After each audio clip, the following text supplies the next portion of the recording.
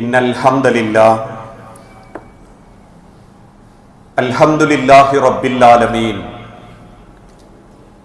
വല്ലാഖിബത്തു ലിൽ മുത്തഖീൻ വലാ ഉദ്വാന ഇല്ലാ അലൽ ളാലിമീൻ വഉസല്ലി വഉസല്ലിമു അലാ അഷ്റഫിൽ അംബിയാഇ വൽ മുർസലീൻ നബിയിനാ മുഹമ്മദിൻ വഅലാ ആലിഹി വഅസ്ഹാബിഹിൽ ഫായിസീന ബിനിലല്ലാഹ്. اللهم صل على محمد وعلى آل محمد كما صليت على إبراهيم وعلى آل إبراهيم وبارك على محمد وعلى آل محمد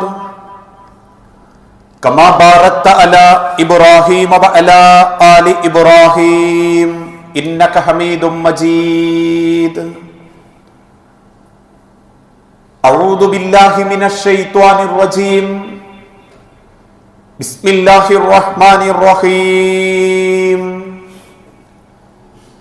يا أيها الذين آمنوا اتقوا الله حق تقاته ولا تموتن إلا وأنتم مسلمون. يا أيها الناس اتقوا ربكم الذي خلقكم من نفس واحدة وخلق منها زوجها وبث منهما رجالا كثيرا ونساء واتقوا الله الذي تساءلون به والأرحام إن الله كان عليكم رقيبا. بسم الله الرحمن الرحيم.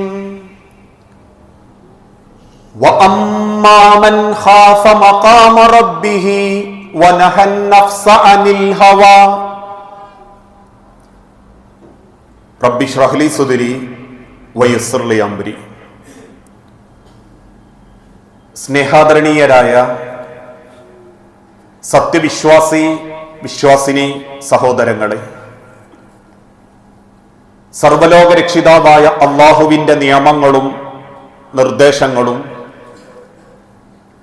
അന്ത്യപ്രവാചകൻ മുഹമ്മദ് മുസ്തഫ റസൂലുള്ളാഹി സല്ലല്ലാഹു അലൈഹി വസല്ലമയുടെ ജീവിതചര്യകളും സ്വന്തം ജീവിതത്തിന്റെ എല്ലാ രംഗത്തും അള്ളാഹുവിനെ സ്നേഹിച്ചുകൊണ്ട് ജീവിതത്തിൽ പകർത്തണമേ എന്ന് ആദ്യമായി ഉണർത്തുകയാണ്, വസിയത്ത് ചെയ്യുകയാണ്. അള്ളാഹുവിന്റെ അപാരമായ അനുഗ്രഹം കൊണ്ടും നമ്മളുടെ ഓരോരുത്തരുടെയും ഭാഗ്യം കൊണ്ടും പരിശുദ്ധ റമദാൻ നമ്മിലേക്ക് വന്നെത്തിയിരിക്കുകയാണ്. ഓരോരുത്തരുടെ മനസ്സുകളിൽ അടിഞ്ഞുകൂടിയിട്ടുള്ള പാപക്കറകളെല്ലാം കഴുകിക്കളഞ്ഞ് അള്ളാഹുവിന്റെ അരികിലുള്ള പുണ്യം നേടാനും തേടാനും സമൂഹത്തിന്റെ നാനാ തുറകളിലുള്ള മനുഷ്യർ മത്സരിച്ചുകൊണ്ടിരിക്കുന്ന മണിക്കൂറുകളാണ് നമ്മളുടെ ഓരോരുത്തരുടെയും ജീവിതത്തിലുള്ള ഈ നിമിഷങ്ങൾ. ആത്മാർത്ഥമായി റബ്ബിന്റെ മാർഗത്തിൽ ഓരോരുത്തരുടെയും കബറ് വിശാലമാവാനും പാരത്രിക ലോകം മെച്ചപ്പെടാനും നിഷ്കളങ്കമായി അനുഷ്ഠിക്കുന്ന ഓരോ ഇബാദത്തുകളും അള്ളാഹു നമ്മിൽ നിന്ന് സ്വീകരിക്കുമാറാകട്ടെ. പലപ്പോഴും പരിശുദ്ധ റമദാനിനെ പറ്റി വിശദീകരിക്കുന്ന സമയത്ത് എല്ലാവരും പറയുന്ന ഒരു വാക്ക് പുണ്യങ്ങളുടെ പൂക്കാലമാണ് റമദാൻ എന്നുള്ളതാണ്. എങ്ങനെയാണ് പരിശുദ്ധ റമദാൻ പുണ്യങ്ങളുടെ പൂക്കാലമാകുന്നത്? ഒരു മനുഷ്യൻ ഇബാദത്തെടുക്കുന്ന സമയത്ത് മറ്റുള്ള ആളുകളെ സംബന്ധിച്ചിടത്തോളം ആ ഇബാദത്ത് കാണാനും അറിയാനും സാധിക്കാറുണ്ട്. ഒരാൾ ഈ പള്ളിയിൽ വെച്ച് നമസ്കരിക്കുമ്പോ നമുക്കുറപ്പാ അയാൾ നമസ്കരിക്കുന്നുണ്ട്. അല്ലെങ്കിൽ അയാൾ കഅബാലയത്തിങ്കൽ ചെന്ന് ത്വവാഫ് ചെയ്യുമ്പോ മറ്റൊരാൾക്കത് കാണാൻ പറ്റുന്നുണ്ട്. ഇസ്ലാമിലെ മറ്റുള്ള ആചാരങ്ങളും അനുഷ്ഠാനങ്ങളും ഒരാളിൽ നിന്നും മറച്ചു പിടിച്ച് ചെയ്യാൻ സാധിക്കാത്തതാണ് ബഹുഭൂരിപക്ഷ ഇബാദത്തുകളും. പക്ഷെ നോമ്പിനെ സംബന്ധിച്ചിടത്തോളം നോമ്പൊരിക്കലും മറ്റൊരാളെ കാണിക്കാൻ സാധിക്കുകയില്ല. ഈ ഇരിക്കുന്ന എത്ര പേർക്ക് നോമ്പുണ്ട്, എത്ര ആളുകൾ ആ നോമ്പ് അനുഷ്ഠിക്കുന്നുണ്ട്, ഇന്ന് റബ്ബിനല്ലാത്ത ലോകത്ത് മറ്റൊരാൾക്കും അവന്റെ ആത്മാർത്ഥതയോ അവൻ സൂക്ഷിക്കുന്ന ഇസ്ലാമിന്റെ ഭംഗിയോ ഇതൊക്കെ റബ്ബിനല്ലാതെ മറ്റൊരാൾക്കും അറിയാനോ അവനിൽ നിന്ന് അതിൻ്റെതായ പ്രതിഫലം നിശ്ചയിക്കാനോ സാധിക്കുകയില്ല. അതുകൊണ്ടാണ് മഹാനായ പ്രവാചകൻ സല്ലല്ലാഹു അലൈഹി വസല്ലമ ഓർമ്മപ്പെടുത്തി, കുല്ലു അമലി ബിനി ആദം യുദാഅഫു, ആദമിന്റെ മക്കൾ ചെയ്യുന്ന എല്ലാ കർമ്മങ്ങൾക്കും ഇരട്ടിയിലധികം പ്രതിഫലമുണ്ടായിരിക്കും.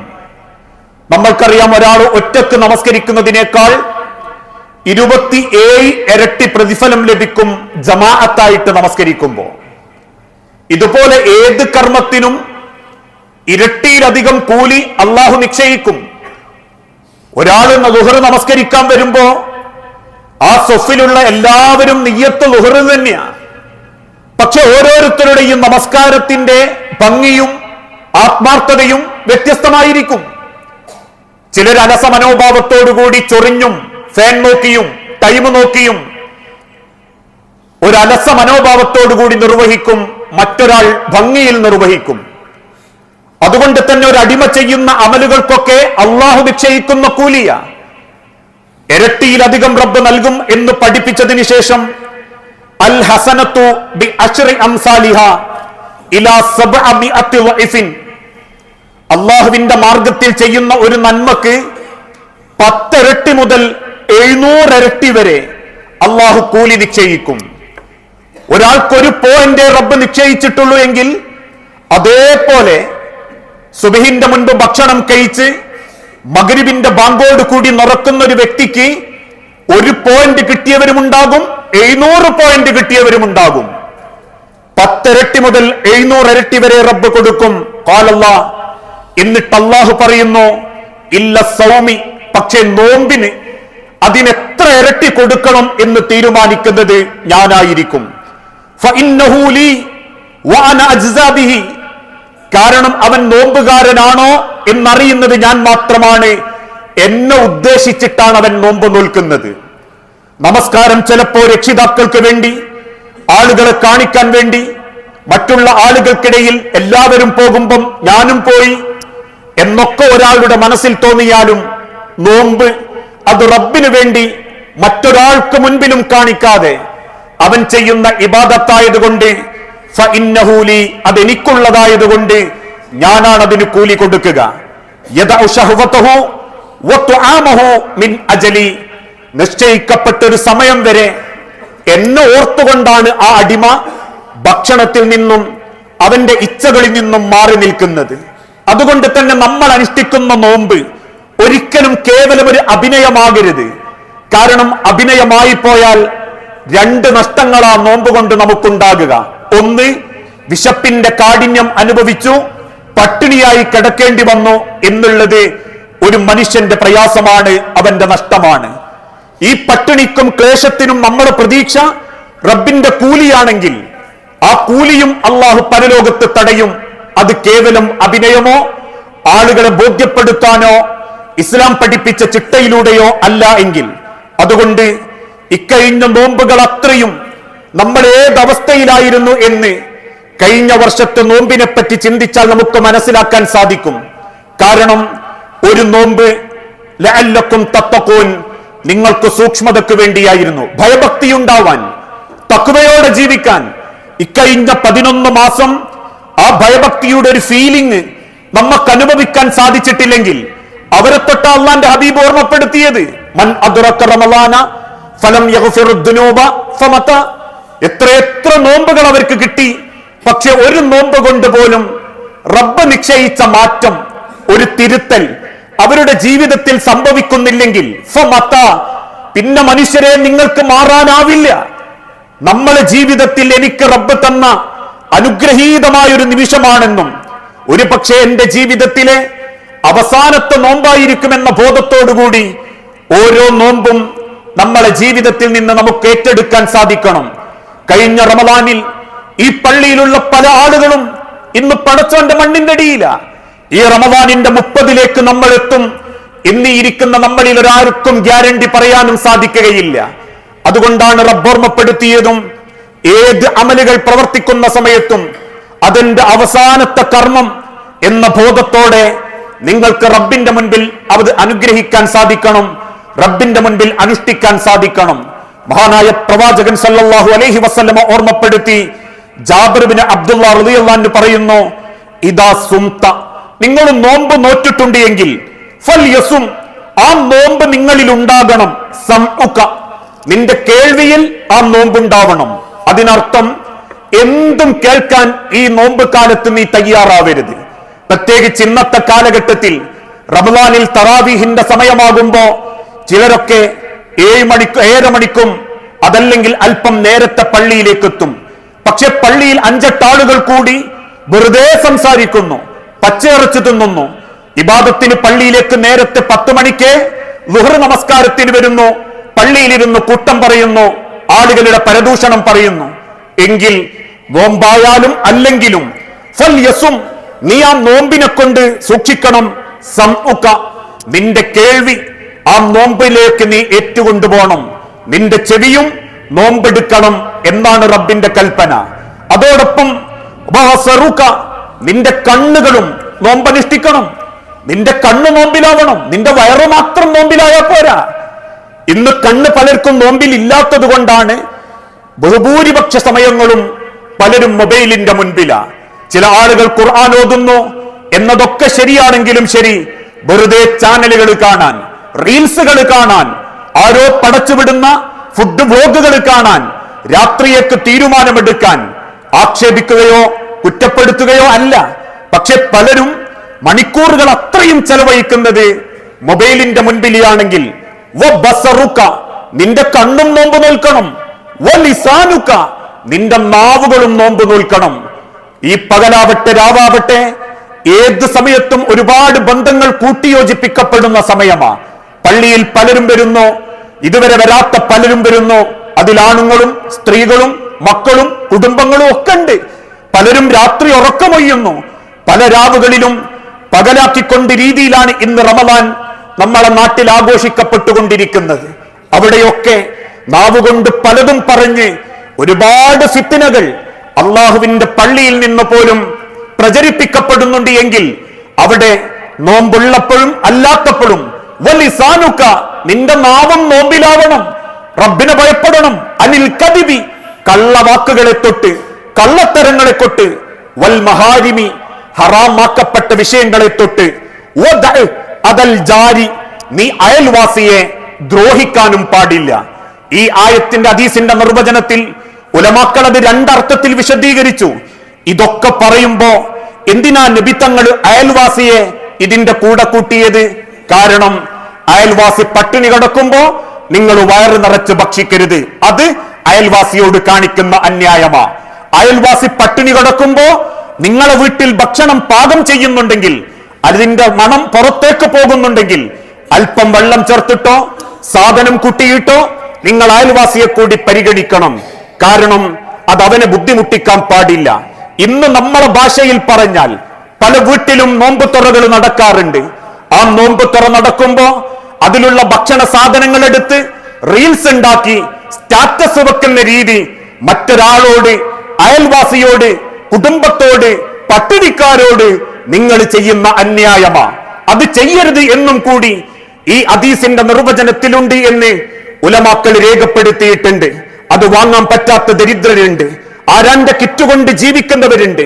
വേലിക്കപ്പുറത്തുള്ള അയൽവാസിയെ പോലും ക്ഷണിക്കാതെ അയൽപ്പക്കക്കാരിയുടെ സ്റ്റാറ്റസ് കണ്ട് ഭക്ഷണത്തിന്റെ ആധിക്യം കണ്ട് വെപ്രാളപ്പെടുന്നുണ്ടെങ്കിൽ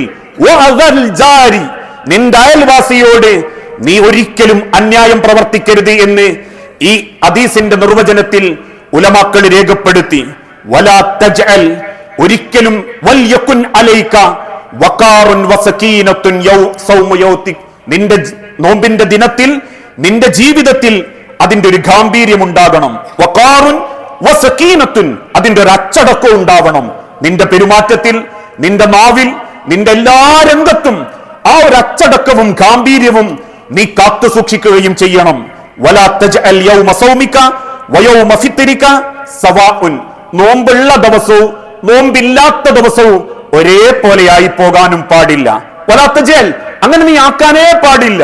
നോമ്പില്ലാത്തൊരു 11 മാസം നീ ജീവിച്ച അതേ രീതിയിൽ നിന്ന് കുറെ ഭക്ഷണം അങ്ങോട്ട് ചെല്ലുന്നു എന്നല്ലാതെ വേറൊരു മാറ്റം എന്റെ ജീവിതത്തിൽ ഇല്ലാത്ത കോലത്തിൽ നോമ്പും നോമ്പില്ലായ്മയും ഒരുപോലെ എന്നുള്ളൊരവസ്ഥയിലേക്ക് നീ കൊണ്ടുപോകാനും പാടില്ല. ഏതൊരു നോമ്പും അതിന്റെ ഫലപ്രാപ്തിയിലേക്ക് എത്തുന്നത് ഇബാദത്തുകൾ മാത്രം കൂടുമ്പോഴല്ല. ആള് ളുഹറിന്റെ ജമാഅത്തിന് വന്നു, എല്ലാ വക്തിനും വന്നു, തറാവീഹിന് വന്നു, എല്ലാ ഖുർആൻ ക്ലാസും കേട്ടു, അവസാനത്തെ 10 ഖിയാമുൽ ലൈൽ ചെയ്തു, ആളുകൾക്ക് 10 കൊടുത്തു, സകാത്ത് കൃത്യമായിട്ട് കണക്ക് നോക്കി കൊടുത്തു. അതും മാത്രമല്ല നോമ്പിന്റെ ഫലപ്രാപ്തി. ആ ഫലപ്രാപ്തി ആയിരുന്നെങ്കിൽ കഴിഞ്ഞ റമദാൻ കൊണ്ട് ഈ റമദാൻ വരെ വലിയ മാറ്റം നമ്മുടെ ജീവിതത്തിൽ ഉണ്ടാകും. ഇബാദത്തുകളുടെ പൂർത്തീകരണം മാത്രമല്ല നോമ്പിന്റെ ഫലപ്രാപ്തി, മറിച്ച് അള്ളാഹുവിന്റെ സ്ഥാനം ഭയപ്പെട്ടുകൊണ്ട് തിന്മകളെ നിരാകരിക്കാനുള്ളൊരു മനസ്സ് ഈ മാസം കൊണ്ട് നീ എടുക്കണം.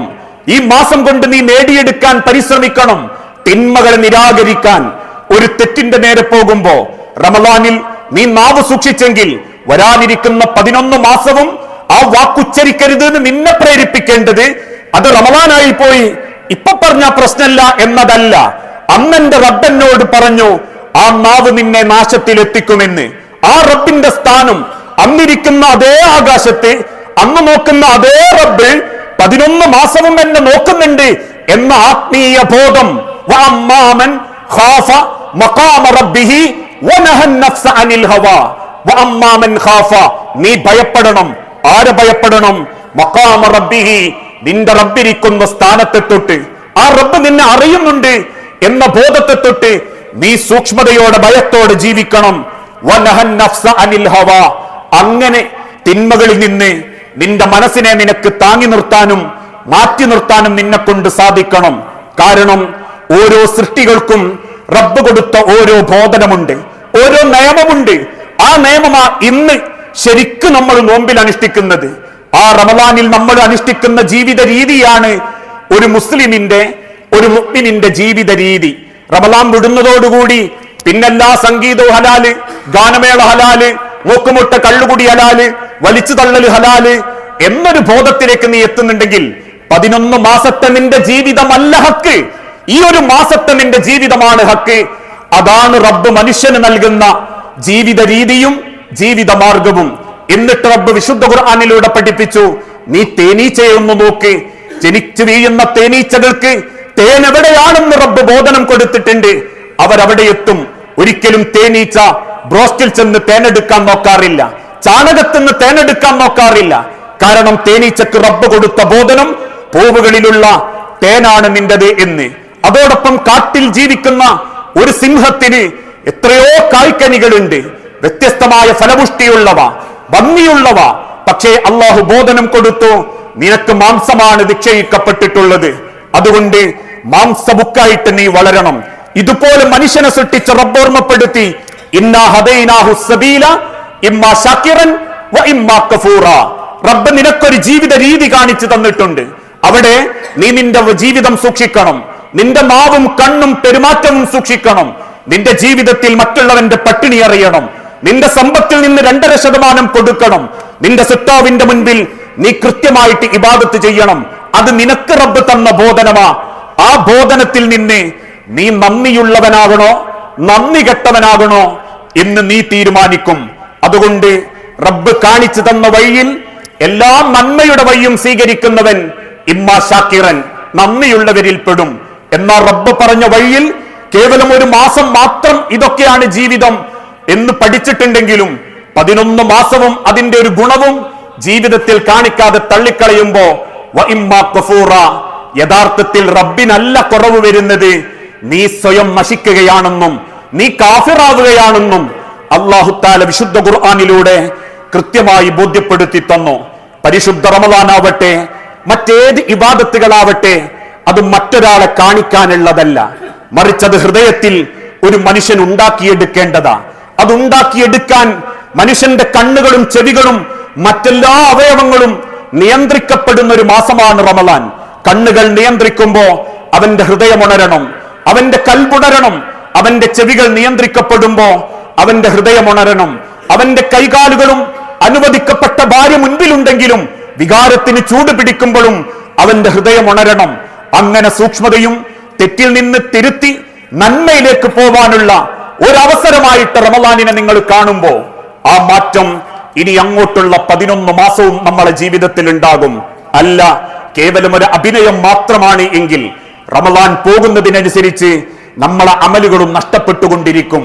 മാറ്റമില്ലാത്ത രീതിയിൽ അനവധി റമളാനുകൾ ജീവിച്ചു തീർത്തിട്ടും നാളെ റബ്ബിന്റെ അടുത്തേക്ക് ചെല്ലുന്ന ഒരു വല്ലാത്ത പരാജയവും ഒരൊറ്റ റമളാൻ കൊണ്ട് തന്നെ നാഥന്റെ സ്വർഗത്തിന്റെ വാതിലുകളിലേക്ക് എത്തിപ്പെടുന്ന അനുഗ്രഹീതമായ മനുഷ്യ ജീവിതവും തമ്മിൽ ചേർന്ന് നിൽക്കുമ്പോഴാണ് നമുക്കെന്തും ഉപകാരപ്പെടുന്നതും നമ്മളെ പട്ടിണി പോലും നമുക്ക് അല്ലാന്റെ അടുത്ത് ഗുണമായി മാറുന്നതും. ആ തിരിച്ചറിവോടുകൂടി ഹൃദയത്തിന്റെ മാറ്റത്തോടെ കൽബിന്റെ പ്രവർത്തനത്തോടുകൂടി നാഥനിലേക്ക് അടുക്കാൻ ഈ പരിശുദ്ധ റമളാൻ നമുക്ക് ഓരോരുത്തർക്കും അല്ലാഹു അനുഗ്രഹിച്ചു നൽകുമാറാകട്ടെ.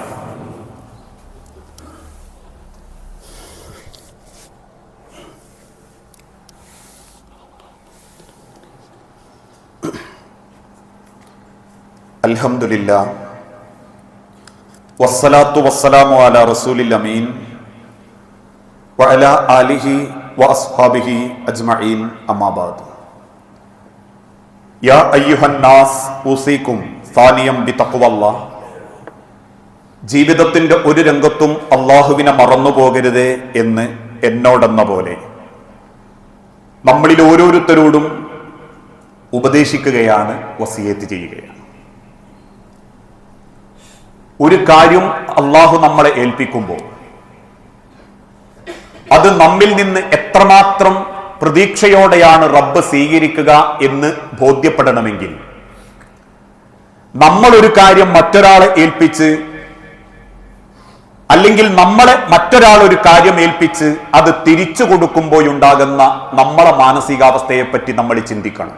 ഉദാഹരണമായി, ഒരു വീട് നിർമ്മിക്കാൻ വേണ്ടി നമ്മളോട് ചില ആളുകൾ ആവശ്യപ്പെട്ടു. അതിനുള്ള എല്ലാ സൗകര്യങ്ങളും അവർ തന്നു. ആ വീടിന്റെ പ്രവേശന ദിവസം അതിന്റെ ചാവി അയാളുടെ കയ്യിലേക്ക് കൊടുക്കുമ്പോൾ നമ്മളെ ഹൃദയത്തിലുണ്ടാകും, റബ്ബേ അയാൾക്ക് ഇതിനെ തൊട്ടൊരു മോശം തോന്നരുതേ, പൂർണ്ണ തൃപ്തിയോടെ അയാൾ അത് സ്വീകരിക്കണേ. ഏതൊരു മുതലാളിയും ഏതൊരു തൊഴിലാളിയും ഒരു ഉൽപ്പന്നം തന്റെ മുൻപിലേക്ക് കൊടുക്കുമ്പോ മനസ്സറിഞ്ഞ് പറയാറുണ്ട്, അയാൾക്ക് ഇഷ്ടപ്പെട്ടാ മതിയായിരുന്നു, അയാൾക്കൊന്ന് തൃപ്തിയായാ മതിയായിരുന്നു. അവരുടെ മുഖഭാവത്തിൽ നിന്നും തൃപ്തിക്കുറവ് കാണുമ്പോ തന്നെ നമ്മളെ ഉള്ളു പടയാനും തുടങ്ങും. അത് കുടുംബത്തിലെ ഭാര്യമാരുണ്ടാക്കുന്ന ഭക്ഷണത്തിൽ അവരാഗ്രഹിക്കുന്നത് പോലെ. ഇതുപോലെയാണ് റബ്ബിന്റെ ഏത് ഇബാദത്തിനെ പറ്റിയും അല്ലാഹു തആല മനുഷ്യരോട് ഓർമ്മപ്പെടുത്തിയതും. മഹാനായ ഇബ്രാഹിം നബി അലൈഹി സ്വലാത്തു വസ്സലാമയോട് റബ്ബ് പറഞ്ഞു, ഇബ്രാഹിം കഅബ ഒന്ന് പുതുക്കി പണിയണം. മകൾ ഇസ്മായിൽ നബിയോടൊപ്പം കഅബയുടെ പല ഭാഗങ്ങളും കല്ല് ചുമന്ന് ചെറിയ വിരിപ്പിലേക്ക് കല്ല് വെച്ച് അത് ചുമന്നെടുത്ത് കൃത്യമായി ആ കഅബയുടെ ഒരു രൂപം അല്ലെങ്കിൽ ഒരു കോലം ഇബ്രാഹിം നബി അലൈഹി സ്വലാത്തു വസ്സലാമയുണ്ടാക്കി. ഇബ്രാഹിം നബി അള്ളാഹുവിനോട് പറഞ്ഞു, റബ്ബേ ഇത്രയേറെ ഞാൻ കഷ്ടപ്പെട്ട് ഞാനും കുടുംബം ഉണ്ടാക്കിയ ഇതിനെ ജനങ്ങൾ അവഗണിക്കുകയും മറന്നുകളയുകയും ചെയ്യുമോ എന്ന് ഞാൻ ഭയപ്പെടുന്നു റബ്ബേ. അള്ളാഹുവിന്റെ കൽപ്പന വന്നു, വഅദ്ദിൻ ഫിന്നാസി ബിൽ ഹജ്ജി. ഇല്ല ഇബ്രാഹിം, എന്നെന്നും താങ്കളെ ഓർക്കാൻ വേണ്ടി ആ കഅബയെ ഞാനൊരു അടയാളമാക്കും. ഹജ്ജ് എന്ന കർമ്മം കൊണ്ട് ഞാൻ ജനങ്ങളെ ആ കഅബയിലേക്ക് എത്തിക്കും.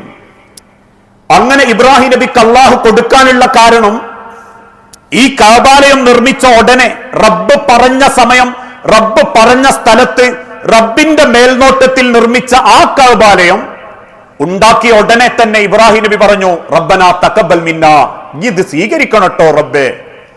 ഈ പറഞ്ഞിട്ടാ ഞാനിത് ചെയ്ത്, നീ പറഞ്ഞ രീതിയിലാ ഞാൻ ചെയ്ത്, നീ അത് കണ്ടോണ്ടിരിക്കുന്നവനാണെന്നും എനിക്കറിയാം.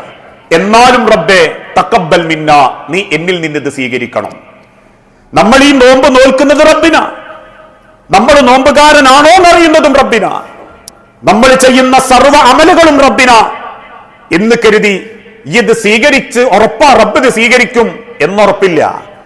അവിടെ നമ്മൾ പ്രാർത്ഥിക്കണം ഓരോ സെക്കൻഡും, റബ്ബനാ തഖബ്ബൽ മിന്നാ ഇന്നക അൻത സമീഉൽ അലീം. റബ്ബേ, നീ ഇത് സ്വീകരിക്കണം നാഥാ, നീയാണ് എല്ലാം കേൾക്കുന്നവനും അറിയുന്നവനും നീയായതുകൊണ്ട് റബ്ബേ എന്നിൽ നിന്നും നീ അത് സ്വീകരിക്കണം.